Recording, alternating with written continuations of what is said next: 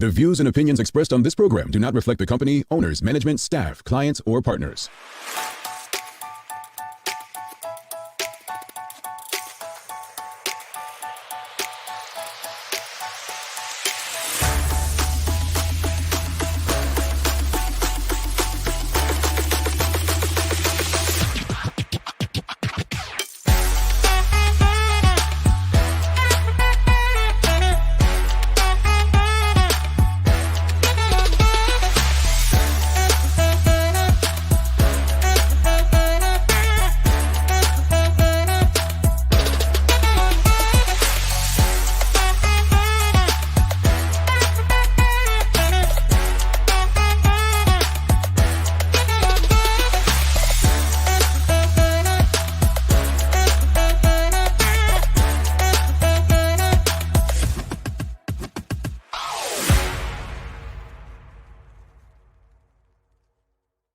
It's Thursday. Ooh, don't I look small? What did Rajay do? Raj took himself out. Sorry.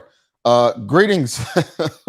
It's Thursday, the second day of November 2023. Welcome to Bermuda's Daily Talk Show. It's the Daily Hour brought to you by the BAC Group of Companies, Medical House, and Lindos. I'm Jamal Hartman. He's Rajay Denbrook, and Maya Palacio will be with us in a bit to bring you the latest in her news break brought to you by People's Pharmacy. What's popping, Raj? You got your singing voice today? I do. It's just back. She called herself. Yeah. Yeah. How was the opening night of Serafina? I mean, I don't want to overstate it, but it was the greatest. It was. I mean, you got tickets, right? You said you did, man. I said I did. Yes, you did. No, you said you would. You go back and watch this tape. Somebody said they're hooking a brother up, even though he didn't ask for a hookup. No, I didn't. No, don't try to gaslight me. I know this game. No, I didn't.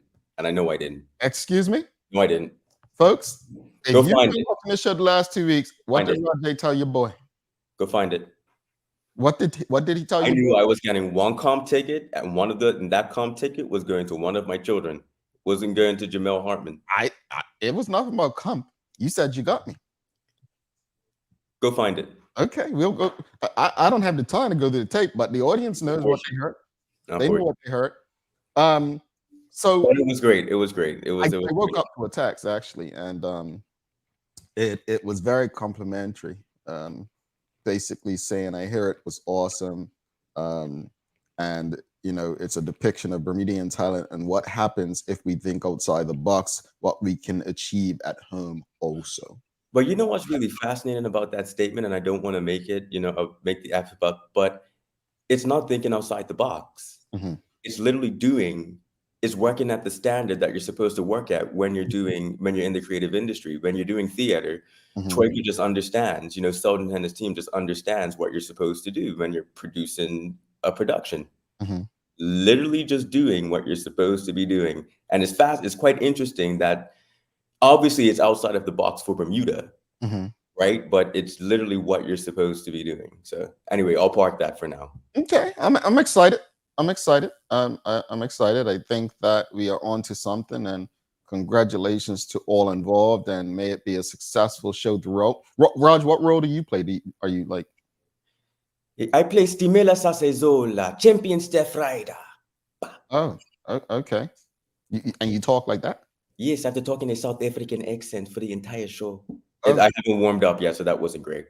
Oh, okay. This is to be seen, folks. This is to be seen. It's a situation. I can't even lie. Like I'm been doing theater for over 20 years, Jamel. This has been the toughest show that I've ever done, but also my favorite. Like this show is a situation. I can't even lie. Oh, okay. Oh, Leroy Hartman, why I gotta laugh? Why I gotta laugh for at my South African accent? That's what I'm assuming that reaction. I think we kind of enjoyed it, Raj. It's like the opera. We weren't expecting it, and it was like, my goodness. I mean. Teach me how to do an accent. Anyway, greetings everyone, and thanks for making us part of your daily routine.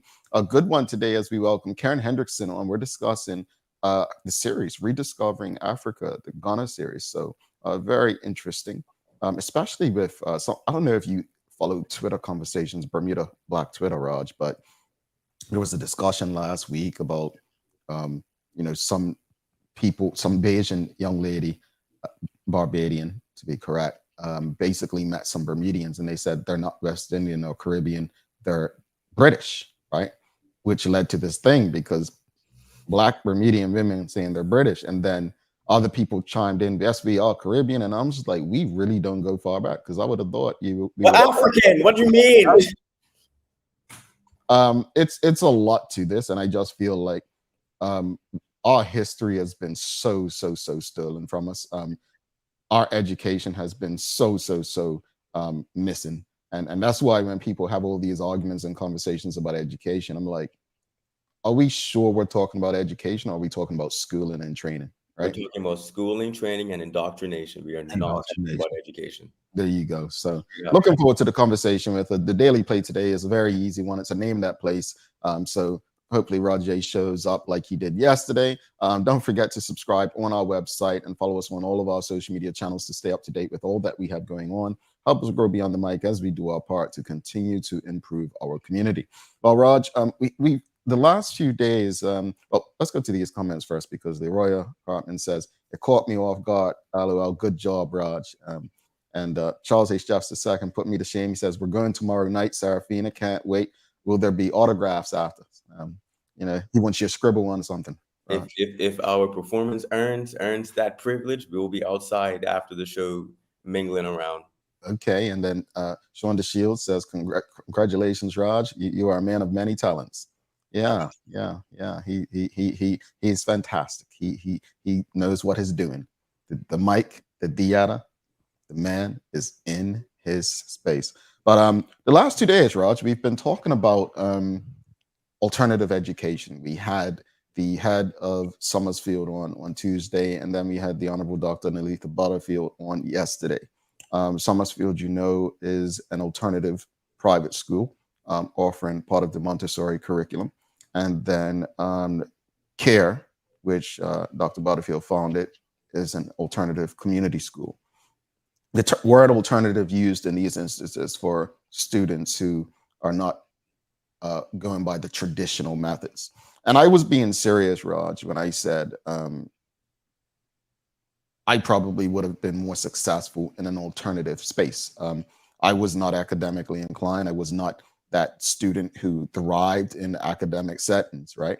I probably didn't get an A until college. You know, it just was not for me. And I think, and this is not to blame my teachers or the education system, but I don't think they were trained to work with students like me. They were trained to work with their classes, not individual students and demands. And so I think Steve Perry said it, and Mr. Ricky from Summersfield said it on Tuesday. But Steve Perry, when Scott Pearman at Hot 107.5 brought Dr. Steve Perry in 2009, brought him into Bermuda for a speech, he basically said, and I say it on this show all the time, but Mr. Ricky said it as well, we have to prepare our students for things that don't yet exist. That's what we need to be preparing them for things that don't yet exist, right? And so the question of the morning, you know, we heard, Raj, we spoke about Fairmont Southampton the other day. And there's this thing where the government keeps making us believe that this hotel is going to create jobs upon jobs upon jobs. And if we're thinking ahead, we don't listen to governments if we're smart. We know that when this hotel is built, what did you say yesterday? A business exists to do what? Make a profit. So if that hotel knows that technology is taking over, where they don't need bartenders, front desk people, right? Front of house people. Those are the jobs they're going to eliminate to save money, right? So we need to be asking ourselves, not just children, but ourselves as well.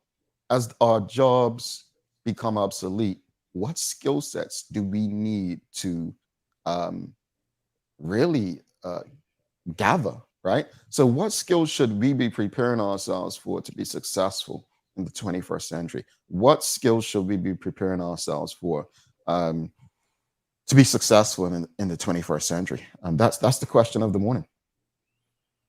I would say the number one skill is actually a mindset, right?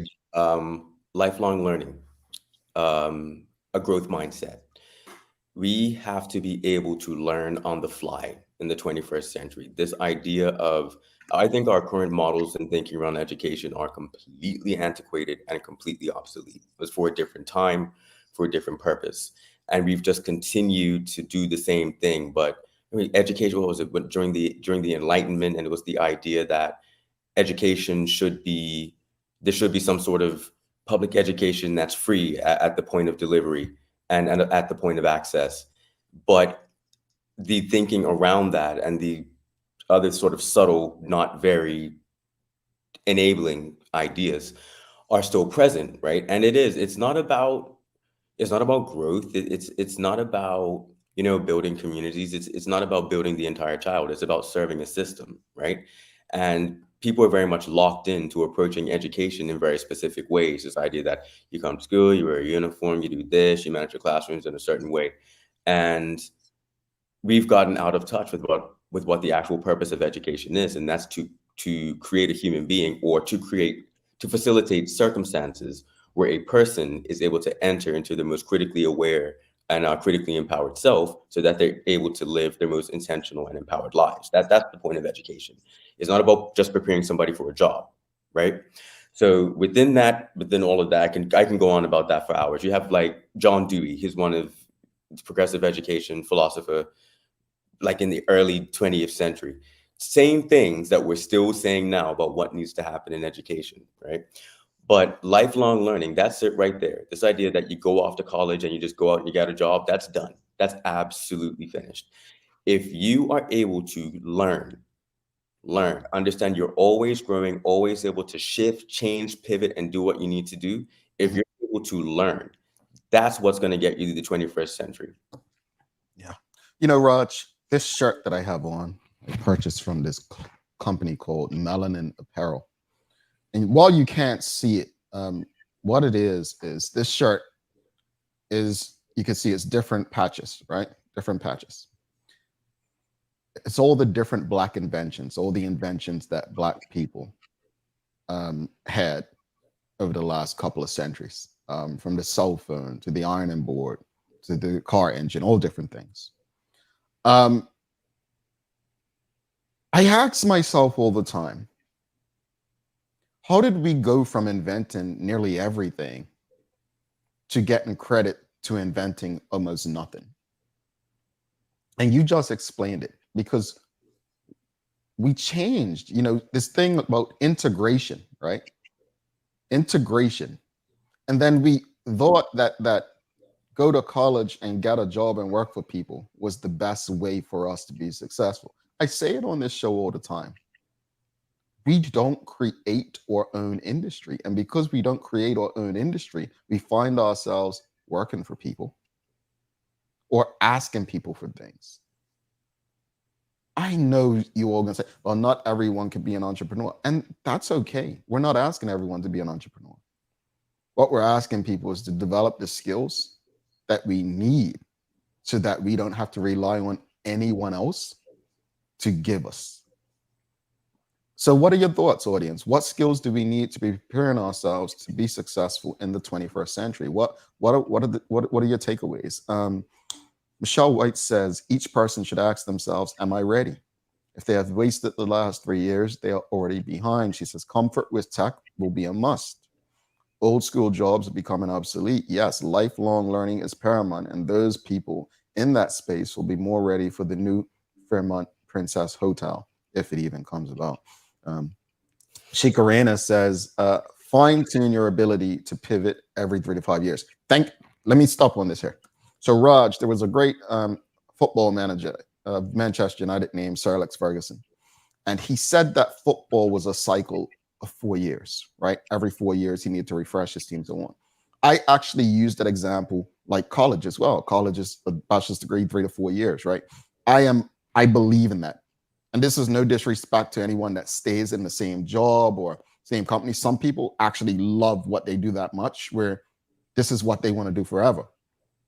But in today's world, we should be refreshing every 3 to 4 years. We should be looking at ways to grow out of the space we're in. Because if we're not doing that, trust me, the companies and organizations are doing that.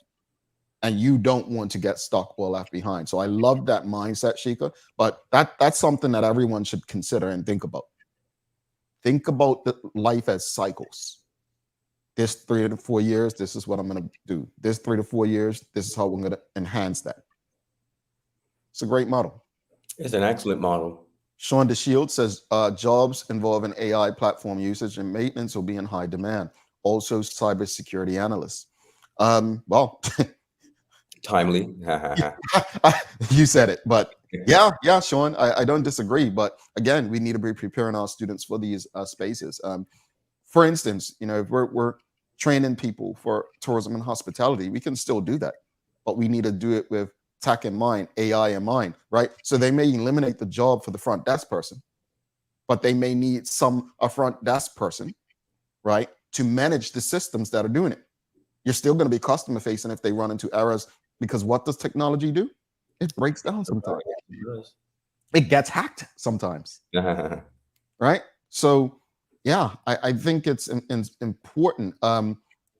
This is interesting, Raj. Michael Daniel says, find your particular gift. Well, listen, I saw it.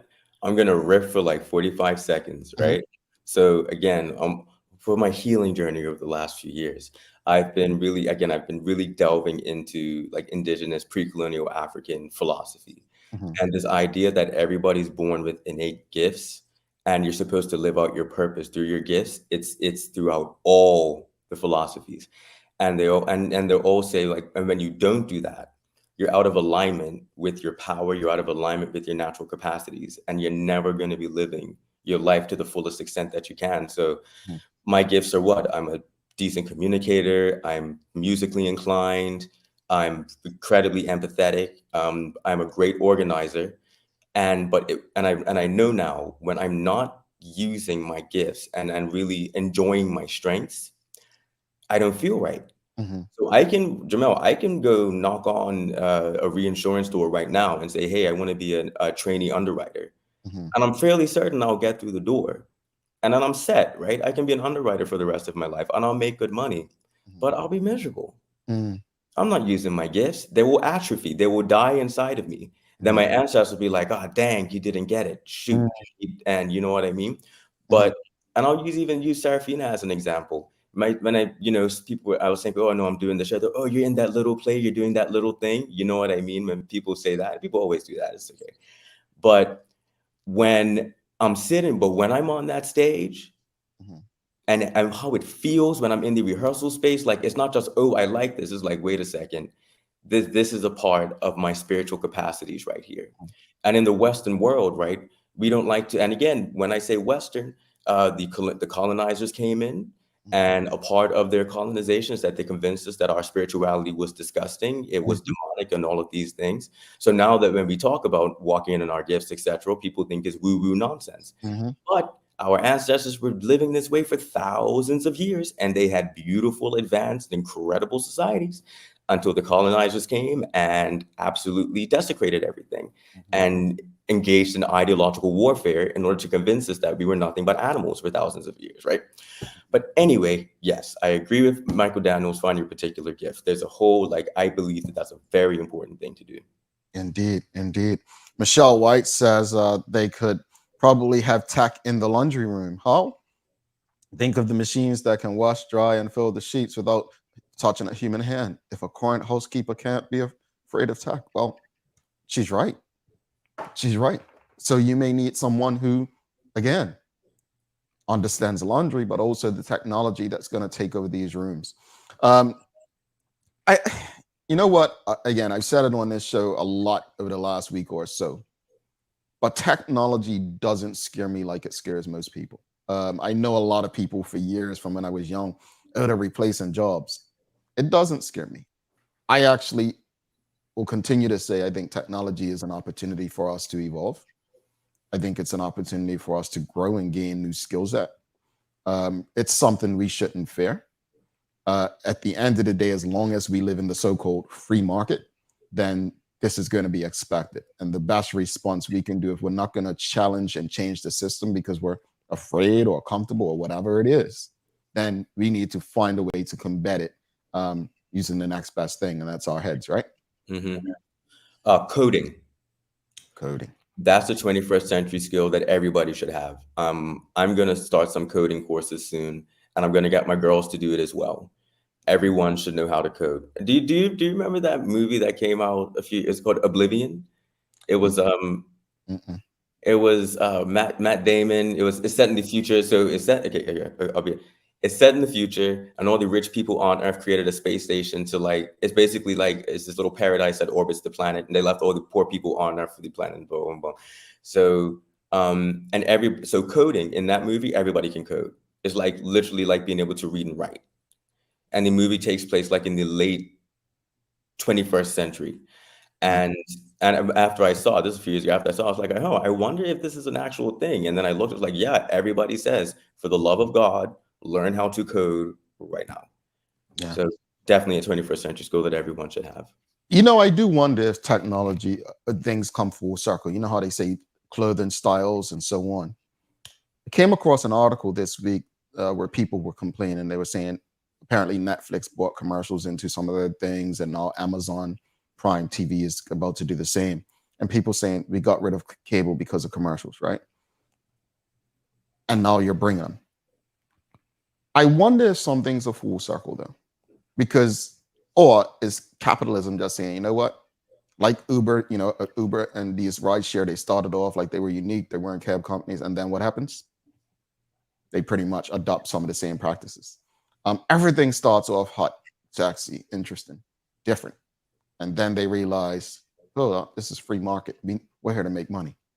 And so I do wonder if some things will revert, not necessarily back, but take up some of the current practices. It was something about Netflix the other day saying they were going to open up storefronts. And then there was a meme that I found that Blockbuster was like, should we tell them? Right? So it's just interesting to see if things will come full circle. Like if Amazon, started opening storefronts, then remember Toys R Us. I'm interested to see, no matter how far advanced technology is, what do they adopt from the past with the belief that they will generate more profit. Let's bring Maya Palacio in for the Daily Hour news break. Don't forget, we've got Karen Hendrickson coming up after this. We'll be speaking about her series, Discovering Africa, the Ghana series. Stick with us.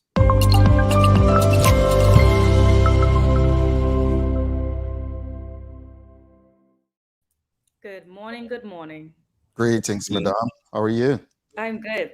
How are you guys this morning? Oh, I saw your computer and I was enjoying the site. Reflection. We're good. We're good. I mean, Maya, you and Raj are much younger than me. Sure, you probably had some insight like him, but as far as technology and skills, what are you thinking that we should be preparing ourselves for to be successful? Honestly, it's an interesting topic, and I actually don't know how to answer it just yet because things just change so quickly. And I was actually having a conversation just yesterday about how fast technology has changed in even my generation the past 10 years. And we were talking about how we grew up and how they grew up and a 10-year difference. And it was just I don't even know what's necessarily needed. And we're talking a lot about AI and ChatGPT and everything that's going on right now. Will, my job become obsolete? Who knows? You could just type into AI, hey, do the news report for today. And then something will pop up. Want me to tell you what I just did while you were talking? What? Maya just said technology changes so fast. And what I did was something that the system we use is called StreamYard. And I did something for the first time just now. This system now allows us while we're live or recording to just press B on the keyboard to create a marker of this is a clip you want to edit. And while she was talking was the first time I did it. And my screen showed me, you just placed the marker at the 24-26 mark. Why do I say that? Because she's right. I attend these town halls every Sunday night, and there's new technology, not some of the stuff Maya and I want, right, Maya? But it's moving so fast. From the time we started the show to now, this stuff has evolved so much. Mm-hmm. And you all may not think it, but Maya last week, she's looking at all these different videos on YouTube and so on. It's moved, it's changing. And if we don't change with it, it's actually so, like, when I think back to even my last year in university and the television classes that they had, and they were so like on us about making sure everything's landscape, everything's horizontal. That's how it is. Da, da, da, da. Like really preaching to our brains. And now what? It's vertical. Everything Yep. has to be vertical. Like, like it's just like when we went to the broadcasting conference, they told us, they're like, just a few years ago, there were videos going around that everything should be landscape. Don't do it. And now it's like, not so much. So she's right. Like when I was in, I mean, we're not going to talk about what year, but when I was in school and studying video, it was like everything they taught me is nearly obsolete right now. Anyway, I'm sorry. And I'm class of 2019, and I'm just like you don't even know what you're learning right now in university might not be the things that you need 5 years later into your career, which is really crazy to think. But like that's where we are right now, especially if you're trying to go into the media space, any space that has to do with like the creativity televised or broadcasted. That's going to change so fast. But like you said, things do come back full circle. Like you see, I was talking to a 19-year-old the other day, and they are talking about looking for CDs to get because they want to get a CD player. I'm like, you want a CD player? Like I thought records came back, and now CD players are coming back. I was like, they scratch easily, you know. But it was just like something like things do come back full circle. You know, comes back full circle. Yeah, it's not always going to be a steady wave. It's an interesting time. It is. Education is going to come back. Yeah, it's going to, because I think things have gotten to a critical mass where this whole idea of chasing things for a grade and doing this and doing that, and we're seeing the community break. Like it's now unsistable, and the students see through it. The teachers are fed up. You see it all around the world. And I think we're just going to go back to basics because. Well, I hope it does come full circle and we see more of this. We need to get back. What it says, can you read it? What it says? You gotta stand up or something. Without black inventors, we wouldn't have these, and it's a lot of stuff that it has. So. Gotta get out of here, though. So Maya, let's get to the news. All right. Good morning, everyone. This is your daily hour news break brought to you by the amazing people at People's Pharmacy, who did celebrate their anniversary, by the way. So congratulations to them. But we're starting out this morning's news with an update from the police about a renewal plea for the help in Marco Warren's investigation. They say that they have spoken to a number of persons who have helped with the investigation. Police say members of the public have come forward with statements, and police have also reviewed some CCTV footage. And they are also getting overseas assistance to use for forensic by the United States as well. So let's just watch a bit of the press conference. There's also members of Marco Warren's family who did speak there as well. So just. We have spoken to a number of persons who have provided us with some statements and have given us some assistance that has caused the investigation to be now in what we would say is an advanced stage. But we are continuing today to make an important press appeal for the assistance from members of our public who might have been traveling along the North Shore Road sometime between 3 a.m. and 3:15 a.m. on that 14th of May, and in particular, the junctions between Trinity Church Road and Panorama Drive. Any persons who was driving any vehicles at that particular location who might have seen Marco Warren, as this investigation is in an advanced stage, it's going to be very, very helpful to us in us being able to bring closure to the family of Mr. Warren. As has been indicated previously, with us today is a cousin of Marco who would like to come and make a couple of comments. Ms. Tammy Stevens. First, I'd like to say thank you to Bermuda Police Service. As Inspector Smith said, initially we were a bit upset with the investigation, but we are much more hopeful at this point. So I would like to say thank you again, and also to appeal to anyone that has any information whatsoever that can help bring Marco's, the accident, shed some light on the accident, basically. Marco was so special to us. He was a small person, but he had such a big personality. And I'm just begging and pleading with anyone who has any further information whatsoever.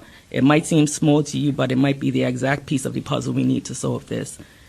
With respect, sir, as you've been referring to it as an accident, is it no longer being classed as a hit and run? Well, the investigation is ongoing. Yeah. So I don't want to go into the specifics.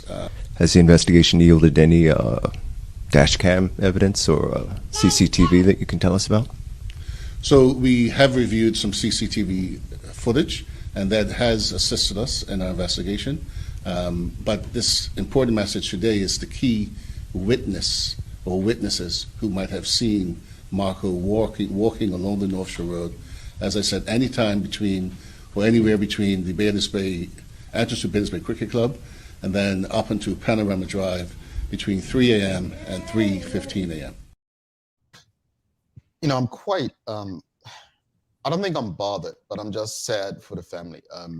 I'm sad that we're still here. This happened in May. We're still here without answers. So I'm really hopeful that the community can be a community and help, you know, bring some sort of comfort, not necessarily closure, but comfort to the family of Marco Warren.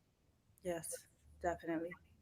And also the family member did mention here, like if you felt like you couldn't say anything outright, if you want to speak confidentially, then she gave out her number, her email as well. And she's just asking, like, if you know anything whatsoever, even if you thought you may have even seen a glimpse, you know, please call, say something. If you don't want to be named, these are the numbers that you can call, email that you can also reach her at. So there's that there too.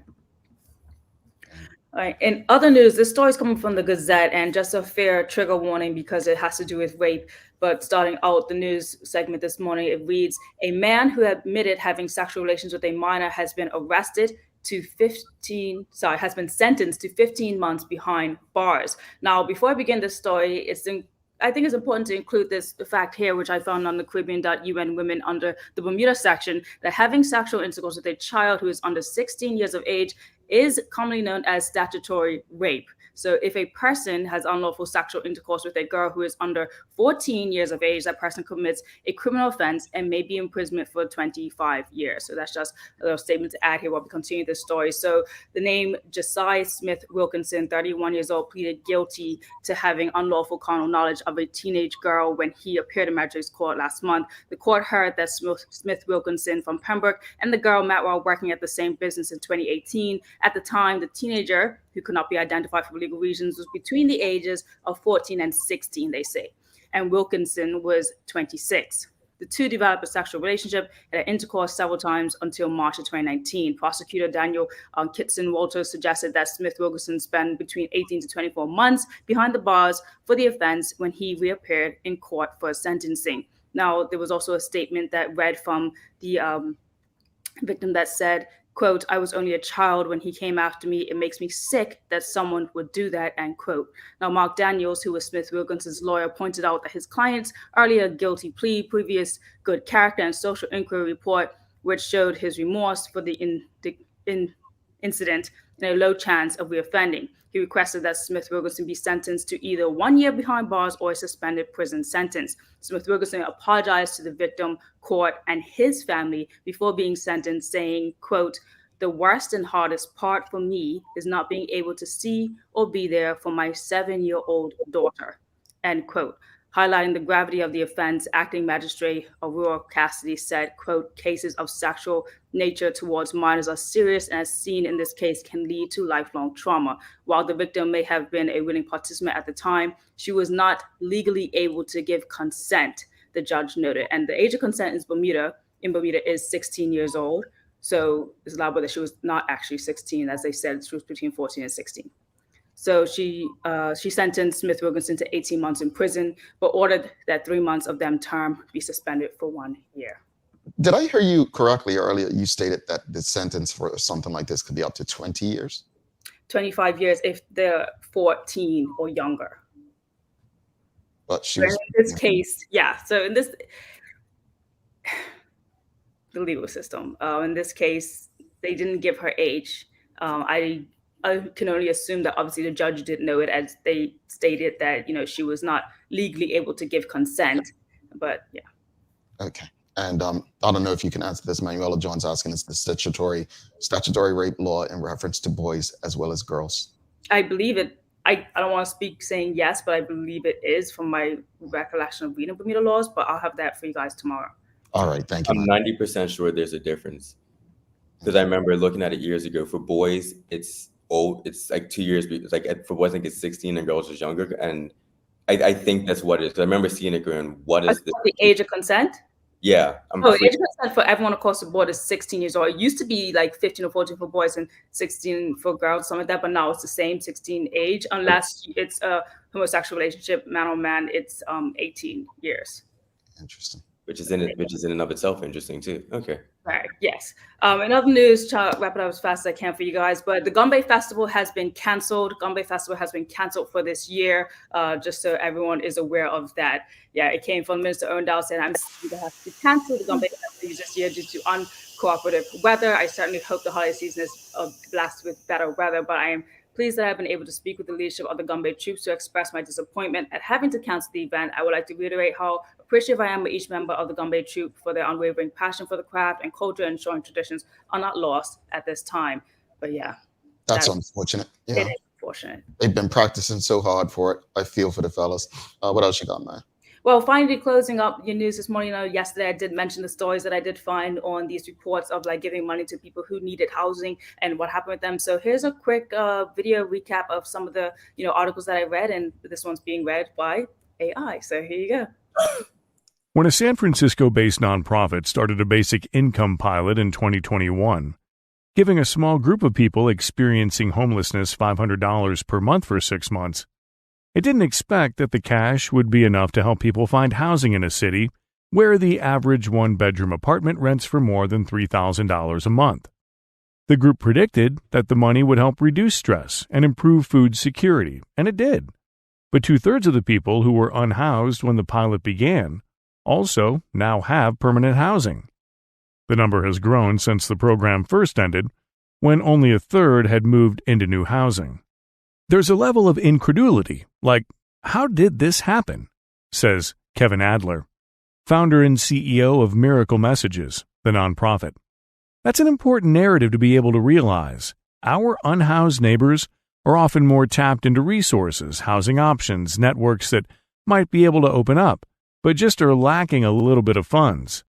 In one case, a woman who had lost her job while undergoing cancer treatments couldn't qualify for senior housing despite the fact that the rent was subsidized because she didn't have enough steady income. The small boost from the basic income pilot was enough for her to meet the requirements and move in. In another case, a man used the funds to relocate out of state, where he was able to move in with a friend. When the pilot began, a few of the recipients were quickly able to find housing. Out of the group of 9 people who were unhoused, 6 now have a place to live. Interesting. Wow. What's the weather looking like? Please say no rain. Before I get to weather, no, just want to reiterate that she still has not been found. Like, police are still seeking public assistance in locating 15-year-old Raquel Sofia Souza Superior. If you've seen her, please get in touch, say something, 295-0011, because she still has not been located. Indeed. And moving on to the weather today, it's looking like some sunny starts, a few cloudy spells, and a chance of showers a little bit later. And we got a high of 77 degrees. Raj, what we got for days of the year? Days of the year, we have Men Make Dinner Day. Sounds good to me. Fellas, you know what to do. All right, real quickly before we take our break, folks, please do not fill it out more than once. Also, apologies. You don't have to put your email address when you fill out the survey. That shouldn't have been a requirement. It's optional. The only way you're going to win a prize, though, is if you include your email address. So you can see there the survey. Again, please fill it out. This information, this data helps us make decisions that help all of us, including the audience. So if you haven't filled out already, please click that link. Do it while the commercial break's going on. Your feedback is crucial. But again, you don't have to put your email address in, and please only do it once. That's the only way we're going to capture real data. Maya, we'll see you tomorrow. Do not go anywhere. Karen Hendrickson is coming up immediately after this short break.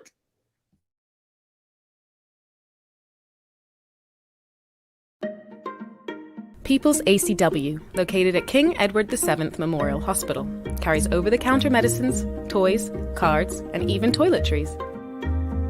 Our knowledgeable staff are there whether you're at emergency, visiting family, or a member of BHB staff, to show you our best even when you're feeling your worst. People's ACW, we're here for you.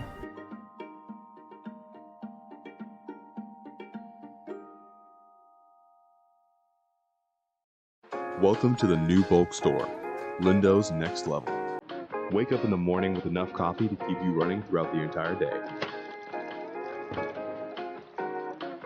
Your pet at home deserves the best. Stock up on dog food to keep your puppy happy. Need a quick, tasty lunch at home? Your chicken nuggets will be jumping right out of the freezer. What's a movie night without popcorn? You can never have too much. Lindo's Next Level. Why go anyplace else? Mom's celebrating her 70th birthday next month. Have you noticed her age is catching up with her? Yeah. Plus, she's having a hard time getting up and around like she's used to. I would sure hate to see her fall. At Medical House Limited, we can help make life situations easier. We have electric beds, motorized scooters, bath stools, walkers, you name it. Mom's been real good to us. We'll get her birthday and Christmas gifts from Medical House. Medical House has relocated next to the Dendy Town Field. Number 6 Bakery Lane, Pembroke. Telephone 292-3622. Welcome back to the big show. Roger Denbrook, I'm Jamal Hartman. It's the Daily Hour brought to you by the BAC Group of Companies, Medical House, Lindo's, and People's Pharmacy. Again, don't forget to fill out the survey. Only do it once. Again, if you want to be eligible for the prize, please provide your email address. If you don't care, then you don't have to. Follow us on all of our social media channels to stay up to date with all that we have going on. Help us grow beyond the mic as we do our part to continue to improve our community. Without further ado, let's bring in a guest. We've got Karen Hendrickson. We're talking about rediscovering Africa, the Ghana series. Let's give her a warm TDH welcome. All right, calm down, audience, calm down. How are you? Good morning. Good morning. Good morning to both of you. I really enjoyed the discussion before. But as we're here to say, let's rediscover Africa, the Ghana series, I'll stick with that. But I just want to quickly just say the question you were asking the audience about what skills you need for the 21st century. I would say the skill that people need is the ability to have critical reasoning. If you can think critically, and that's a skill that needs to be developed in our schools. So that's all I wanted to say about that. I don't disagree. I think critical thinking in my age was called disrespectful at some spaces, right? Challenging the norms and the status quo. But thank you for adding that, because I actually did want to ask you your perspective. So thank you for reading the room. So as we jump into the conversation, just tell us a bit about yourself, your backstory as we lead into. Okay. Well, for those who don't know me, I'm a Bermudian. I grew up both in Jamaica and Bermuda. But I think to describe who I am, I would say, think of me as a blend of vibrant Caribbean vibes with an unwavering love of African culture. And then that you're starting to get a picture of who Karen is. I'm a garden enthusiast, a family-oriented person, and I have, I've had all the formal education that we were expected to, but I've laced that with my wanderlust and taste of adventure to help me develop as a human being that is open to not only what humanity has to offer, but specifically the continent of Africa and how I, as an individual, can connect to that. So that's kind of Karen in a very tiny nutshell. Oh, that gave me goosebumps. That was nice. Nice. So with all of that said, what is the Let's Rediscover Africa Ghana series? Okay, so I have lived in Ghana for over 20 years. And in that time, my journey has been one that is nothing short of incredible. Highs, lows, ups, downs, but all intriguing, dynamic, and inspiring. And every time I return home, people always ask me, so what's it like living in Africa? As if, the entire continent is one country. And I was home in April, and a friend of mine said to me, Karen, you should have something, because I hear people asking you the same types of questions over and over again, but in different ways. People want to be politically correct. And so the Let's Rediscover Africa is a journey, into the gateway of Africa, which is Ghana.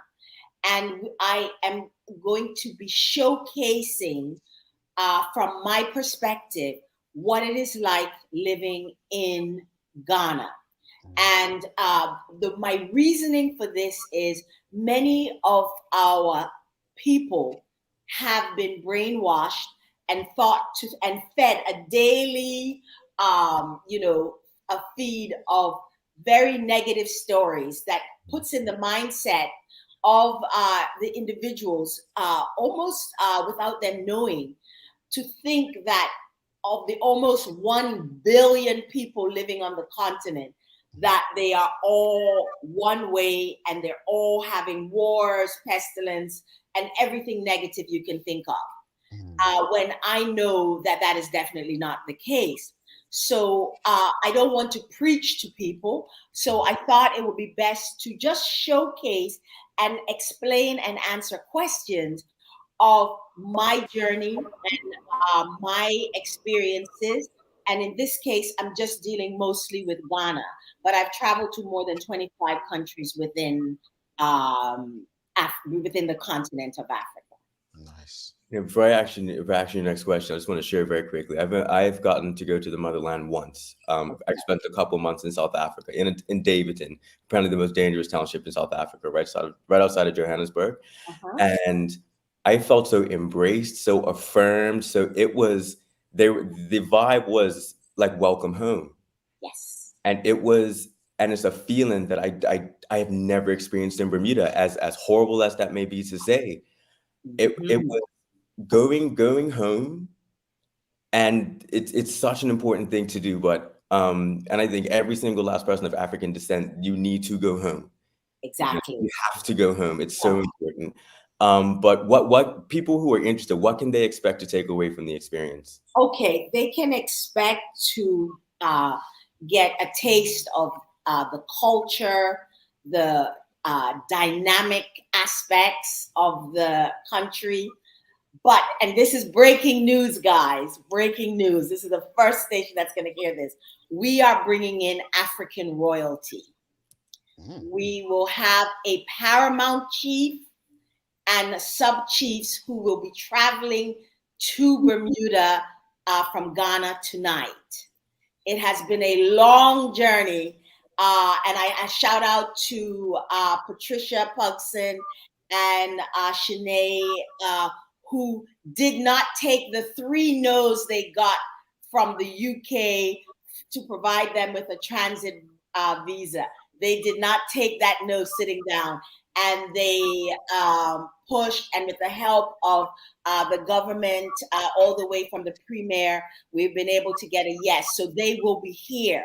And why that is so important is that their presence at this event will visually showcase the rich tapestry and culture of royalty that exists within Ghana that you never hear about in the West. And I'm telling you, that in itself is going to be an experience. I have been in the presence of many chiefs within Ghana in the different areas, but I have never failed to be excited because the pomp and ceremony and the age-old cultures that you see coming through, that the colonialists would have us believe didn't exist before they arrived, which trust me. Anyway, I'm getting a little excited. No, I'm enjoying it. I am quite enjoying it. And I just want to touch before Roger goes in his next question. Audience, if you have any questions or comments for Miss Karen, please send them through. We'll do our best to get through them. But I too have been to South Africa, both Johannesburg and also Cape Town, and there was another area I forget. But it was like night and day. I mean, Cape Town, I'm just gonna say, keep it real, was like one of the whitest destinations that you could go to, right? And then Johannesburg, not my favorite city at all. Yeah, and Johannesburg felt like, welcome home, right? So to Roger's point, But see, what people forget is that Africa as a continent is a tapestry of hundreds, if not thousands, of cultures. Correct. And it's a symphony of diverse mother tongues and has an explosion of flavor and style that weaves all through it. And every country has a microcosm that reflects that. Yeah. And so what we hope to showcase is not only are we going to have authentic Ghanaian products available for sale, but our discussion, and Nashanti Bailey is actually going to be the moderator for the night, asking me questions, and we'll also be taking questions from the audience.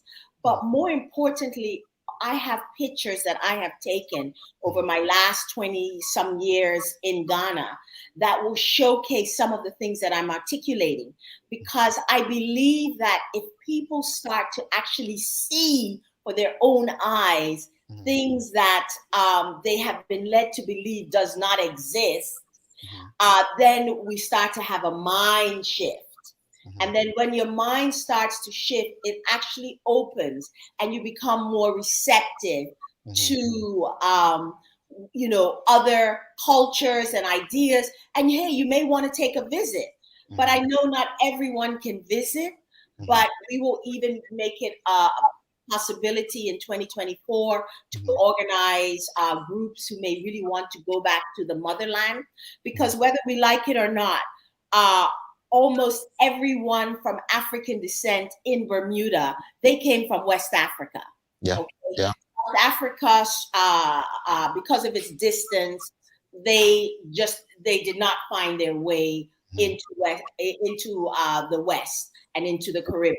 So we have again, I don't know if you heard my comment earlier, but I think, there's a couple things that are bothersome to me. Number one is when we think, and there's a particular politician in Bermuda who cherishes everything the Caribbean. Nothing wrong with that, but stop acting like our history begins there.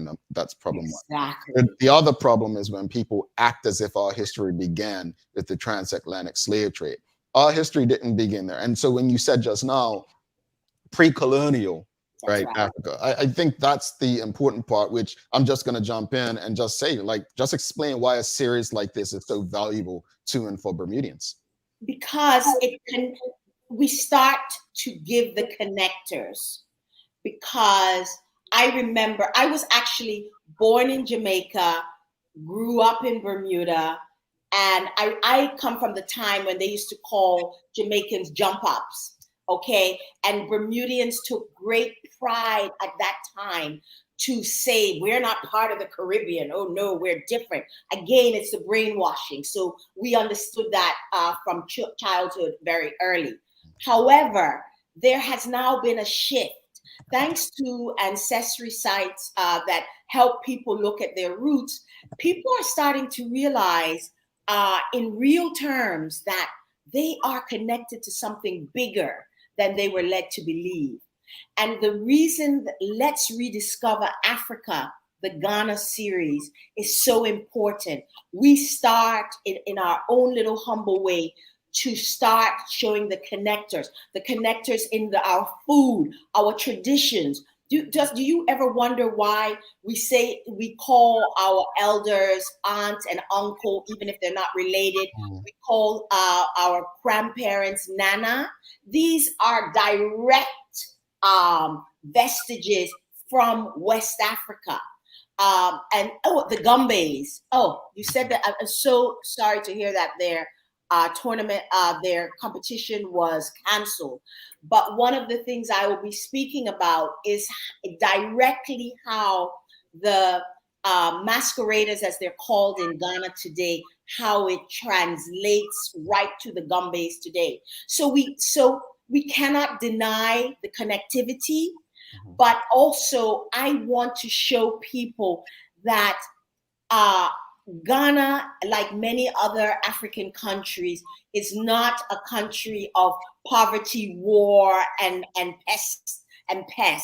It is there is affluence, there is middle class, there is such a rich cacophony of experiences that one can experience every day. I know you said you had to run, but what I want to say is that, I think I'll never forget, I shared a picture of myself while I was in South Africa on Facebook, and I had a coat on. It was kind of chilly, right? And someone commented, it was winter there at the time when it was summer here. But someone commented, why you got a coat on in Africa? And it just told me, this is a formally educated person. It told me we really only believe what was fed to us on the news channels and the televisions, where there was a child with a fly on them and, starvation and so on. And I've come to realize that you can find everything they sold to us about Africa in the United States of America, in different towns in the South and so on. And all of that said, I think, to add to the value of what you're doing it's long overdue. It's way past time that people became educated about, what Africa is versus what we've been sold. Because for me, it was always sold as this thing that we saved you from something. We brought you here to give you something better, right? And people still believe in that. But before you go, again, I know you said time. Yes. Oh, we're good. We're good. Okay. Yes, we're good. We're good. Let's go to the audience then. We've got some from the audience. Yes. We've got Smith asking, can you name one must-see when visiting Ghana? Oh, okay. Well, one of the things that I would say, we have slave forts, or that is a must, because it lets you know the barbaric nature of the colonialists, all while cloaking themselves in religion. But I'll leave that for another day. But what I will say, it is very important to observe the culture and see the similarities and the connectivity, so that you understand that you come from a lot more than our educational system has shared with us over the decades. Now, one thing I want to say at this point is, because I want the audience to be able to ask questions. Yes, when you people hear that it actually snows in part of Africa, they're like, what? And then even just looking at Ghana, there are parts of Ghana in our winter season where you have to not only wear heavy coats. It doesn't snow or get hail often, but there are parts of Ghana that if you don't wear a coat, you will get like frostbite. And I have friends who have heaters on their porches because they live in areas where it gets very chilly. But all that being said, let me say that I want to ensure that everybody who can attend Let's Rediscover Africa at Pier 6 on Saturday, that you go to bdatix.bm and get your ticket. There is so much that we are bringing to share in terms of life in Ghana, to broaden their perspective, wow them, enlighten them, and answer that curiosity that they may have in a very safe and beautifully designed place. So I just want to drive that point home before we go to visitor questions. Well, that's pretty much it. We've got some comments real quickly. We've got Lisa Van Goods as well. Karen, Ghanaian royalty, what a privilege to experience this at your event. And we've got Michelle White. She says, I'm so excited to see you and attend your event. Please let us know about the business development like tourism and what is their main business income in the country. Okay. I will definitely speak to that a lot on the night, but I can say Ghana is blessed with so many resources. They are agricultural in nature, which is one of their main business, but they have discovered oil, they have diamonds, they have gold. They even recently discovered lithium. And you see, and this is where the hypocrisy that is fed to us comes, because the people who come and make the deals, they don't look like us, and they're coming from the West, and they are creating deals that benefit themselves. One little tidbit that I'll leave with people is that almost every single chocolate that graces our mouths starts in Ghana. Okay, they have the best cocoa in the world.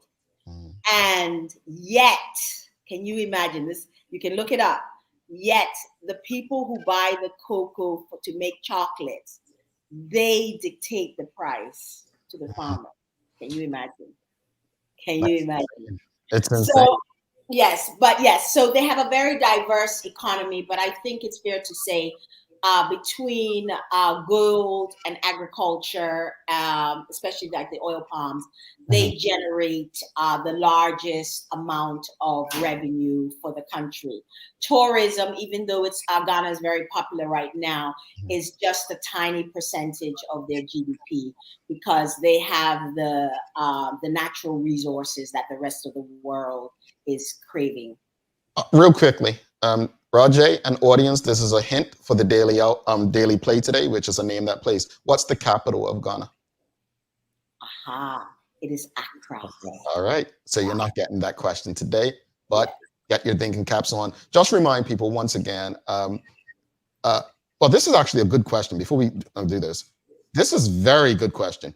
Mark Arthur C. Phillips asking, has Ghana ever experienced a brain drain? Because Bermuda certainly did right now. Oh, it's happening every day, every day. In the company that I work in, which is, I'm the CEO of the largest private health facility in the country. Every day I'm getting resignations from nurses and doctors, and they're heading to the UK or the US or some other country. So it is happening. But you know what's lovely? It's also coming the other way. Ghanaians who grew up outside are returning home. African Americans, Bermudians, they're like, you know, I want to go somewhere where I'm valued for who I am, and I'm not made to feel less than. And they are also returning. It may not be in the same proportion, but a lot of exciting things are happening, coming the other way as well, and it really gladdens my heart. Exciting conversation this. Before you go, just remind people again, BD86, rewind where those interested can go to learn more, purchase tickets and the like. Okay, so it's like you say, it's bdatix.bm, and the event is at Pier 6 on Saturday, starting at 6 p.m. Especially since now we have the Chiefs coming, you'll want to take pictures and actually see them in their full regalia. They're not just showing up in a pair of pants and a shirt, because that's not their culture. And then the other thing I would say is you can go on the Visual Orator, my Instagram page or Facebook page, either Karen Hendrickson or the Visual Orator, and you will get more information about Saturday's event. All right. Yes. We have to run, but thank you so much. And definitely don't be a stranger to this show. We appreciate it. And all the best, audience. Get there, support the event. Unfortunately, I won't be here, but I'll be traveling that day. But all the best. Stay in touch. Thank you so much. Thank you. Thank you so much. Bye-bye. Karen Hendrickson, folks, please give us a thumbs up, a love, a like. Make sure you share that conversation. So much important information discussed there. So many experiences. Let's support this. Let's make sure that we're taking this information and putting it into our young people, actually our people of all ages, Stick with us. Final break. We'll come back, wrap it up, and do the daily play. Ordering from ER Fisheries has just gotten simpler. With just a few clicks of a button, you can place an order for next-day delivery or same-day pickup. Our ever-expanding list of offerings now include grocery pantry items, specialty meats, and bread and dairy items. We know things have been hard, and we're here to make planning for your next meal or party easy. Whether you're a vegetarian or a meat eater, we have what you're looking for. And best of all, it can be delivered to your door in 24 hours or less. Go to www.erfisheries.bm and check out our wide range of seafood, beef, lamb, pork, poultry, fruits, vegetables, and plant-based products, all available at reasonable prices. That's www.erfisheries.bm. All right, thanks again to Karen Hendrickson. Really, really appreciated that conversation. Folks, get there, support it. Again, if you appreciated the information discussed, give us a thumbs up, a love, a like. Make sure you share it in your WhatsApp groups. Thanks again to the BAC Group of Companies, Medical House Lenders, and People's Pharmacy for ensuring that we can have these kind of conversations with you on a daily basis. It is time for the Daily Play, brought to you by Bermuda Trivia, now available at stores throughout Bermuda. Follow Bermuda Trivia on Facebook, Instagram, Twitter, and TikTok to find out why it's Bermuda's favorite trivia game. Roger, are you ready? Let's do it. All right, easy one. Roger, it's a name that place. All right. What is the capital and largest city in Kenya? Nairobi? I told you it was easy. Dang. It was easy. Hey, and you know Joanne Ball Burgess? Do you know Joanne Ball Burgess? Yeah. Obviously, she was in Kenya for years, and she's back in Bermuda right now. And we're good friends. So I'm like, if I don't get this right, she's going to punch me right in my throat. Yeah. So I got that right. Yep, it's Nairobi. You got it, brother. Dang. You got it. So it was a hint in there. We couldn't do Ghana. We just couldn't do Ghana. Had to use some on the east side of Africa to kind of trip you up. But Renee Simmons got it as well. Let's wrap today's conversation up, Raj, real quickly. Final thoughts on the discussion, bringing our skill set to the 21st century, and then obviously the conversation with Ms. Karen Hendrickson. Lifelong learning. That's really what it's about. But in order to be a lifelong learner, you need to be empowered as a learner. And right now, I don't think that's the point of educational systems. So we can have all of these wonderful conversations, but until these are reflected systemically in educational programming, it's just wonderful conversations. And that's why alternative education sites are so important. I would love for the government to have a policy, because over the next maybe 10 years, not even less than that, where they incorporate alternative education into their strategy, like the academy model, right? If you go to them and say, this is the model that I have, and they say, okay, you have to get these results in order to get this amount of money from us, right? That's going to diversify approach. You're going to be satisfying more needs. You're going to be reaching more learners with that model. This whole everybody go to this one place, this cookie cutter thing that's supposed to fit all students and you have to fit into it, those days are gone. It needs, right? And Miss Karen, I'm so grateful for her this morning. Going home is extremely important. We have been brainwashed. It's not an exaggeration. You're not being hyperbolic when you say that. We have been brainwashed for the last 500 some odd years about who we are. And we're so disconnected from who we are that, this insecurity that we experience, this lack of direction, is because we don't know who we are. And we have no idea how incredible we are. Rashida Godwin says that all the time. And it's the absolute truth. And as somebody, like I said, I've been on the healing journey in the last few years, learning about pre-colonial Africa has been such an important part of me coming back to who I actually am, right? And I can't overstate that. And, and she mentioned, and I'll shut up, she mentioned Patricia Nesbitt, and her husband. I think he was elevated to a chieftain position, and he's been given land, and he has the responsibility of development of it. And I wonder, Raj, honestly, I hate to discuss, but we have to run.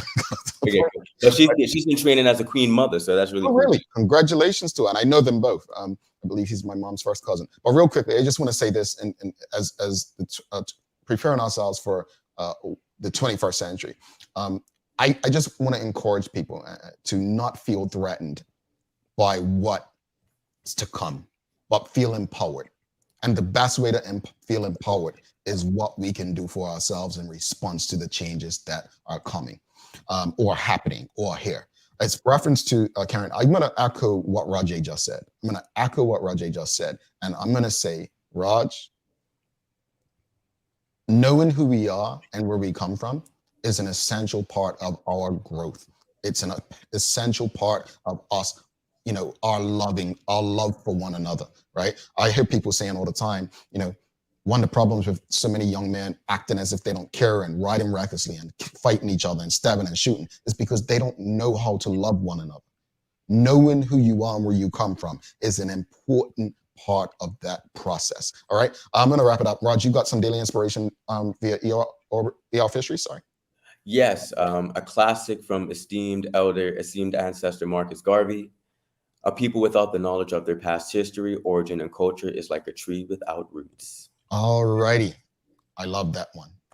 get to know ourselves. This is a great opportunity. Go check that event out, folks. Please don't forget to subscribe on our website. Make sure you fill out the survey if you haven't already. Just go to our website. Again, if you want to be eligible for the prize, put your email. If you don't care, you don't have to. Follow us on all of our social media channels to stay up to date with all that we have going on. Help us grow beyond the mic as we do our part to continue to improve our community. Thanks again to our partners, the BAC Group of Companies, Medical House Lindos, and People's Pharmacy, for ensuring that we're able to do this with you on a daily basis. As always, we appreciate you, we love you, and we thank you for making us part of your daily routine. If all goes well, we'll be back to do this again with you tomorrow. He's Roger Danbrook. I'm Jamal Hartman. Get out, see Serafina. Raj, I'm honestly going to see if I can check it tonight. If I'm sold out, I apologize. Tomorrow it's sold out too? All the nights are sold out. Maybe go on and see if there's a seat sort of sticking around. Audience, make it a safe and great day. I'm about to cuss him out backstage. Peace. Wait a second. There's a rumor has it we may be getting encore performances. I won't be here. But you're leaving Saturday. Oh my God. But I don't know. Make it a safe and great day, folks. We are Izzo. Peace.